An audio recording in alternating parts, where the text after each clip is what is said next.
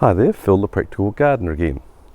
This particular tip is one of a series that I'm producing about how to select ornamental or decorative plants for your garden. So I've already looked at how to select plants to suit your environment, that is whether it's dry or wet or cold or hot or shady or sunny. And then I produced one regarding the ultimate size that the plants will grow, or else selecting plants that you can maintain to a particular size.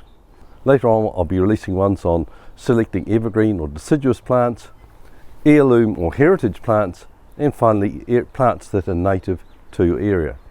This particular one is about choosing for the style that you select for your garden.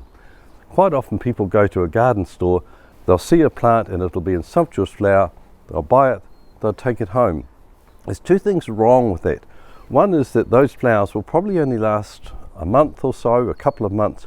The rest of that time you're totally reliant on the foliage to give interest to your garden. The second aspect is that you won't necessarily have thought about the style that you will have developed for your garden, and have already produced a series of tips on landscape design, which you can see in my playlist about landscape design options. So I'm suggesting that when you go and look at plants, you actually think about the area that you're going to put them into. Will they fit the style? Will they look good all year round?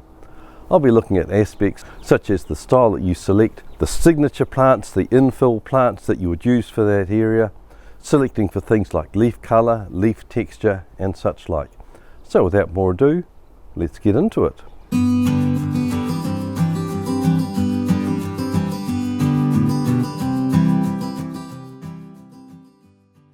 Once you've selected your style, then you can think about signature plants that might suit that style. So for example, if you have selected an Italian style for your garden, you might think about pencil cypresses or fan palms that would be very suitable for that, and they would set the scene. Then you may decide on clumps of pelargoniums or geraniums or herbs as your signature plants. The equivalent structural plants in a Japanese style gardens could be flowering cherries or maples or Japanese pines, with the signature plants also being azaleas and a mondo grass or ophiopogon ground cover. The next step would be to think about how to infill your garden with suitable seasonal colour. For example, in my area up the front of my garden, which is a flamboyant garden, I've got zinnias over summer which have bright spectacular colours, oranges and reds and yellows. But that wouldn't suit a cottage garden style, for example, so much, where you might be after muted shades, and you might have things like pansies or lobelias that are more suitable for that situation. A California style garden might be brightened up with lupine and Californian poppy, or a Schultzia with ground cover junipers and dwarf yucca providing contrasting texture. Although you can be purist about the way that you select your plants, you don't need to be. So for example, my courtyard through here was actually based on gardens that I'd seen in southern France. I decided I was going to build a courtyard garden, but the plants I put in there generally wouldn't grow in that environment because it's actually too cold in winter there. So I've got quite plants from a range of countries from around the world which actually fit within the style that I've chosen, but are not in a purist sense of what you would actually find there. And to be honest, the gardens that I've seen in the Mediterranean, Italy and Spain and France quite often have got plants which have actually been taken from Australia or Mexico or California or such like. I mentioned before that some styles are more muted in their nature and shouldn't be overwhelmed by colour. An English cottage garden style lends itself to roses, lavender, box hedging and yew trees.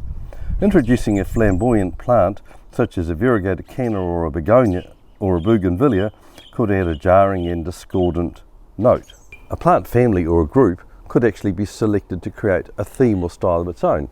For instance, I've got a lot of bromeliads in my garden. These are bromeliads largely growing on this wall. They're a bit of a signature plant in different areas of my garden. Some of them are quite giant. And these ones here, there's quite a range of them, and they actually go very well with these succulents and these air plants, which are also another form of bromeliad anyway.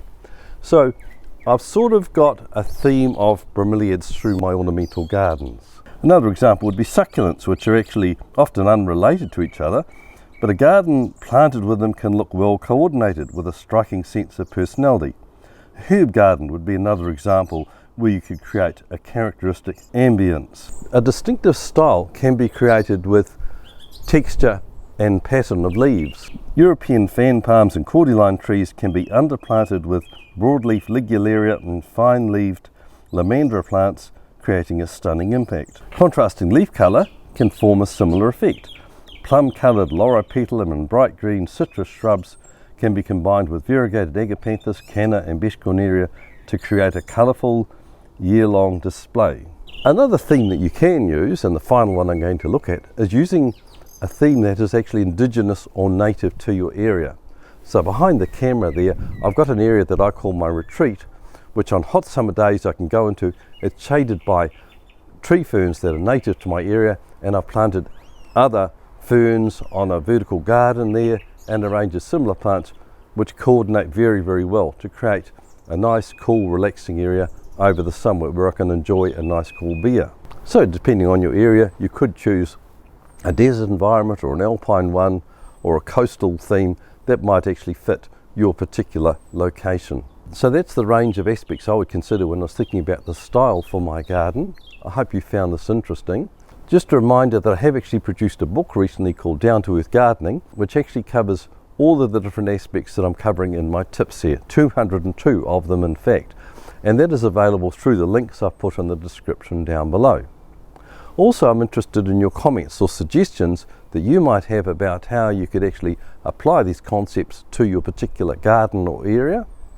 And also don't forget to like this tip, share it with others, and of course, as always, thank you very much for watching this through to the end.